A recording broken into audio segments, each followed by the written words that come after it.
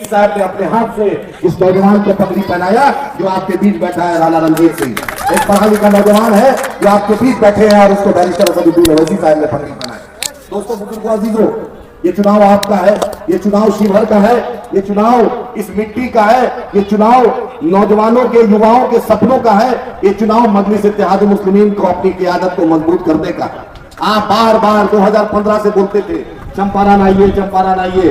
कभी आप विधानसभा की बात करते थे, कभी आप विधान परिषद की बात करते थे। अल्लाह जो करता है अच्छा करता है। अल्हम्दुलिल्लाह इस बार लोकसभा बैरिस्टर असदुद्दीन ओवैसी साहब ने फैसला लिया और ना विधानसभा ना विधान परिषद, डायरेक्ट लोकसभा आपके झोली में दिए हैं। आप कामयाबी देना, वोट देना आपके हाथ में है। मुझे अल्लाह से उम्मीद है और आपसे भी उम्मीद है जो लगातार आप जो कैंपेन इस युवा के लिए, राणा रणजीत साहब के लिए कर रहे हैं, तो मुझे उम्मीद है जो आज ये कारवां शुरू होगा इंशाअल्लाह ताला नस्रुल मिनल्लाह वल फतहुन करीब जरूर कामयाबी होगा। मुझे अल्लाह पर यकीन है। जहां पर युवा, क्योंकि वकार साहब ने कहा राणा दिल्ली जाएगा, हक छीन कर लाएगा। शिवहर के लोकसभा में यही गूंजना चाहिए। दलाल से शिवहर को भगाएंगे, बाहरी को भगाएंगे, शिवहर का बेटा, शिवहर का लाल राणा को दिल्ली भेजेंगे, भेजेंगे, भेजेंगे। यही मन से हर पंचायत, हर वार्ड में यही संदेश जाना चाहिए। राजद वालों, किस मुंह से तुम चंपारण, किस मुंह से तुम शिवहर वोट लेने आओगे? किस मुंह से आप आओगे? राजद वालों, तेजस्वी यादव, किस मुंह से तुम आओगे वोट लेने? आज इसी बिहार की सरजमीन पर मरहूम शहाबुद्दीन साहब का आज पुण्यतिथि। आज शहाबुद्दीन साहब दुनिया से रुखसत हो गए थे। जरा राजद वालों एक ट्वीट तो तेजस्वी यादव का दिखा दो, एक ट्वीट तेजस्वी यादव का दिखा दो कि वो मरहूम शहाबुद्दीन साहब के साथ खड़े थे।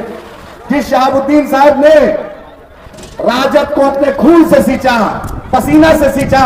लालू यादव जी, आप भूलिए नहीं, जब आपके साथ दायां हाथ रंजन यादव बैठते थे, जब आपके पीठ में खंजर घोपा, तो यही मोहम्मद शहाबुद्दीन आपका साथ दिया था। और आज आपका बेटा, आप पूरा परिवार, राजद का परिवार शहाबुद्दीन साहब को भूल गया और आज उनकी पुण्यतिथि है। राजद का एक ट्वीट आपके पास नहीं आता है।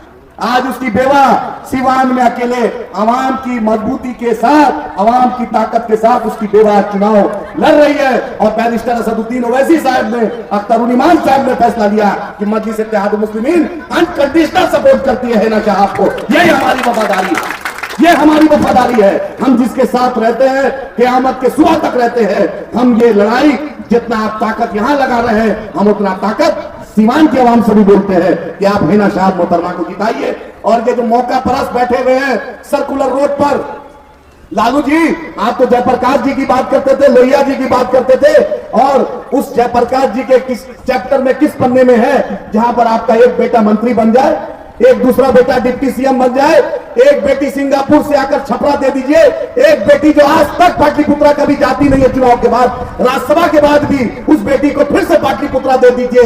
वाहिद ऐसा डॉक्टर मैंने बिहार में देखा है मीसा भारती के रूप में, जो आज तक किसी के पास एक इंजेक्शन लगाते हुए फोटो नहीं है। ये एक सच्चाई बतला दे। कोई चैलेंज कर रहा हूं समझ से कि मीसा भारती को डॉक्टर जो लगाती है, बतलाए कि कोरोना काल में किसी को एक टैबलेट भी वो लिखी होगी, एक इंजेक्शन भी लिखी होगी, आप नहीं पाइएगा। राबड़ी जी, मुख्यमंत्री शहाबुद्दीन साहब की मदद से आप बन गई, लेकिन आज उसकी बेवा आपकी बेटी चुनाव लड़ रही है छपरा से, बगल के जिला में उसकी बेवा चुनाव लड़ रही है। राजद के लोग कल तक यहीं पर एक चिंटू पिंटू जो है आपका हिना शाह मोहतरमा को फुटबॉल का उद्घाटन कराने लाता है। कहां हो बाबू आज, कहां हो शहाबुद्दीन साहब के मानने वाले जो बोलते थे साहेबवादी है, साहेबवादी है? मैं खासकर मुस्लिम युवाओं को बोलना चाहता हूं, राणा भाई आपकी और हमारी दोस्ती आज की नहीं है।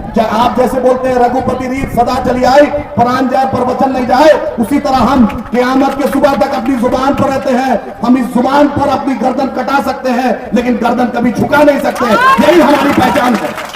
राजद के लोगों से पूछ रहा हूं कि आप बतलाइए, जब स्पीकर का चुनाव था अवध बिहारी चौधरी जी का, तो मेरा 5 एमएलए खड़ा होकर अवध बिहारी चौधरी जी को वोट दिया था, खड़ा होकर दिया था। जब भी महागठबंधन को जरूरत पड़ी एमआईएम के लोग खड़े हुए थे। अभी कुछ दिन पहले की बात है, तेजस्वी यादव को गलतफहमी हो गई है, ए टू जेड की बात कर रहे हैं। अरे तेजस्वी यादव, अफसोस तो होता है कि जिसके घर में जिसका माता पिता दोनों चीफ मिनिस्टर हो और उसका बेटा मैट्रिक भी नहीं पास करे, इससे बड़ा बिहार के लिए दुर्भाग्य कुछ नहीं हो सकता है। जिसका बाप मां दोनों चीफ मिनिस्टर हो और वो बेटा मैट्रिक भी नहीं पास करे, उससे अच्छा तो एक आम मजलिस का कार्यकर्ता है तुम्हारे डिक्टेशन दे देगा। तुमने संजय यादव को इसलिए राज्यसभा भेजा, इसलिए भेजा कि तुम्हारा स्पीच संजय यादव लिखता है। बतलाइए ना, आपके सामने बोल रहे हैं। क्या बिहार के यादवों से पूछना चाहता हूं, बिहार के यादवों से मैं पूछना चाहता हूं, क्या बिहार में कोई यादव काबिल नहीं था जो हरियाणा से किसी यादव को लाकर राज्यसभा भेजना पड़ा? मैं मीडिया के लोगों से पूछ रहा हूं, पूछिए तेजस्वी यादव से कि क्या बिहार में कोई यादव नहीं थे? शरद यादव जी, स्वर्गीय शरद यादव जी, अरे उन्हीं के बेटा को भेज देते तो लगता कि तुमने दोस्ती निभाई। लेकिन लालू जी, आपने शरद यादव जी की दोस्ती नहीं निभाई। जो आदमी अपनी पार्टी को मर्ज कर दिया, डायलिसिस पे चला गया, लेकिन उन्होंने आपके साथ हक नहीं अदा किया। यहां का मेरे प्यारे दोस्तों ने दिया, जो साहेब शहाबुद्दीन का नहीं हुआ वो आपका राजद का कैसे हो जाएगा? लोग जो शहाबुद्दीन साहब का नहीं हुआ, याद रखिए उसकी लाश, शहाबुद्दीन साहब की लाश पड़ी थी। ढाका के लोगों, शिवर के लोगों, जिस लालटेन को आप जला जला के जान देते हैं, आप पूछिए कि शहाबुद्दीन साहब की लाश दिल्ली में पड़ी थी। तेजस्वी यादव वही दिल्ली थे, मनोज झा दिल्ली थे, तेज प्रताप यादव दिल्ली थे, कोई पूछने नहीं गया था। चलिए, लालू जी सीनियर सिटीजन थे, राबड़ी जी सीनियर सिटीजन थी। जब मेरी लाशों के लिए अहमियत नहीं, तो हम आपसे क्यों वफादारी करें? क्यों हम आपको सत्ता दे? क्यों सत्ता दे? बीजेपी से हम डायरेक्ट आंख से आंख मिलाकर जिस तरीके से बैरिस्टर असदुद्दीन ओवैसी साहब मुकाबला करते हैं, जिस तरीके से अकबर ओवैसी साहब मुकाबला करते हैं, जिस तरीके से पार्लियामेंट में इम्तियाज जलील साहब मुकाबला करते हैं, जिस तरीके से अख्तर उल इमान साहब मुकाबला करते हैं, आपकी दुआ रही, ताकत रही, तो इंशाअल्लाह ताला राणा रणजीत सिंह भी बीजेपी के लोगों से, नरेंद्र मोदी से, अमित शाह से, जेपी नड्डा से, सम्राट चौधरी से, संजय जायसवाल से, हर लोग से मेरा राणा भाई आंख से आंख मिला के मुकाबला करेगा और बोलेगा इस स्टेज पर हम एक झंडा को नहीं मानते हैं, हम हर तीनों तिरंगा को मानने वाले हैं। हमारे बाप दादा ने इस देश के लिए कुर्बानी दी थी, हमारे बाप दादा ने इस वतन को 1947 में हमने इस मिट्टी को चुना था, हम इसी में दफन होंगे। क़यामत के सुबह तक मुसलमान भारत के लिए लड़ेगा और भारत के लिए खड़ा रहेगा। यही हमारी पहचान है, हमारे बाप दादा ने यही विरासत हमको दी। आपको पता कर लीजिए, टिप्पू सुल्तान ने किसके लिए शहादत दी? किसके लिए टिप्पू सुल्तान ने शहादत दी? इस भारत के लिए, इस वतन अजीज के लिए, इस देश के लिए उसने अपने आप को गर्दन कटा लिया, लेकिन अंग्रेजों के सामने झुका नहीं। उसका भारत है।